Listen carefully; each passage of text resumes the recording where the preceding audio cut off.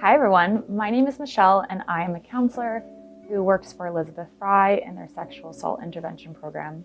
I offer children and families support and education at the Child and Youth Advocacy Center, and I love my job and working with youth every single day. I often talk about consent, but when the topic comes up, a lot of the youth express feeling kind of confused or awkward about when and how to talk about consent. So today I would love to just chat a little bit more about how do you talk about consent with your partner? When do you talk about it? And what do you do if someone maybe isn't respecting your boundaries? Make things feel a little bit more comfortable. So because talking about consent with your partner can feel overwhelming for a lot of people, I thought I would break it down into 5 easy steps.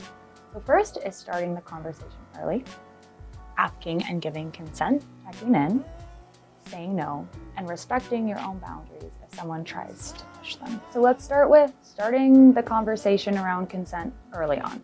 Again, maybe you start dating somebody new and you might think, oh my goodness, I need to wait until this intense moment where we talk about consent. But that can make things feel like a lot of pressure. So you can start super casually and just say, hey, I really want to be able to respect you in this relationship and myself and make sure that things feel safe and that we're on the same page. This could be as simple as finding a quiet, private moment and asking, hey, what are your boundaries? What kind of activities do you feel okay with? And I think it's really important to also acknowledge that consent is not just about sexual activities.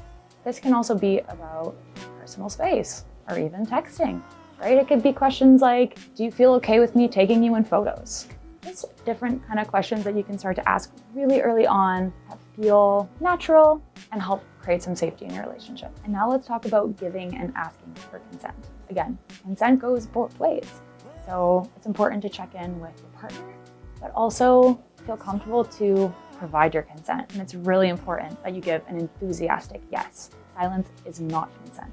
So asking for consent, this could sound like, again, what are you comfortable with? Are you okay if I hold your hand? Do you want to spend some quality time together or do you need some time alone? And giving consent could sound like, hey, I'm really comfortable with kissing, but I do not want to go any further than that.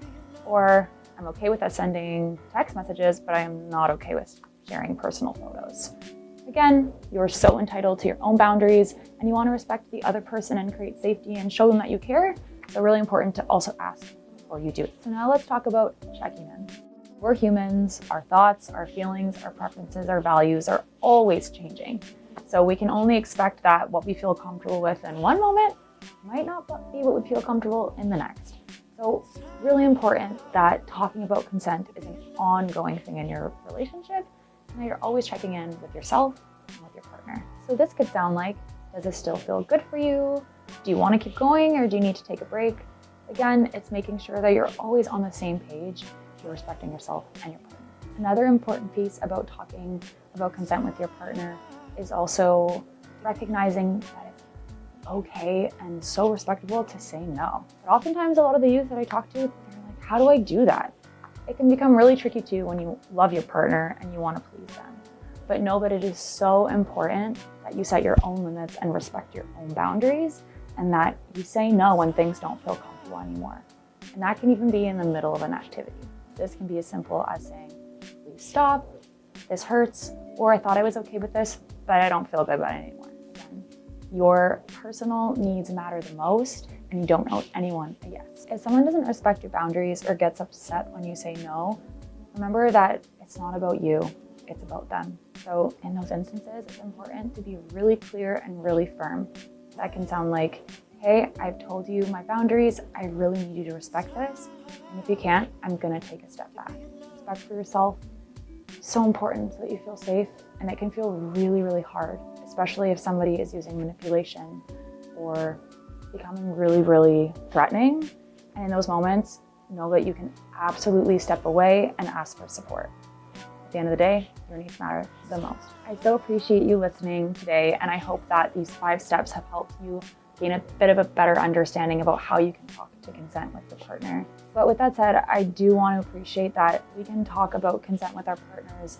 We can do our very best to prioritize our boundaries and even say no, and people can still take advantage of us. They can use power, they can use manipulation, and they can use violence.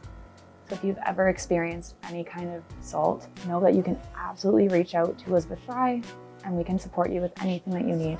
Know that it is not your fault that somebody crossed your boundary. And even if you didn't feel like you could say no, again, this happens and we want to be able to support you.